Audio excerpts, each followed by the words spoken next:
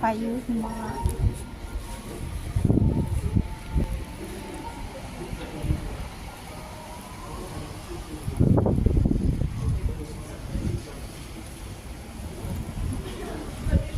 รอรถเมล์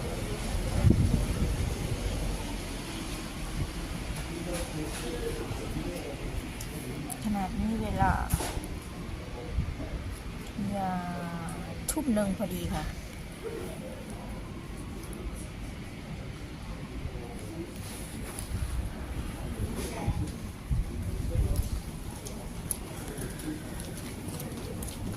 โอ้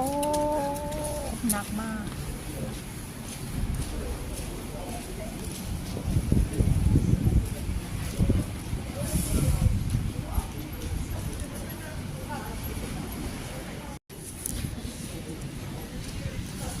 หนักนี่หิมะ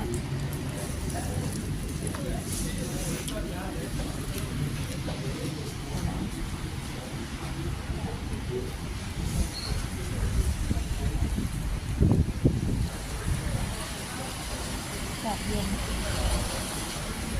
เย็นมาก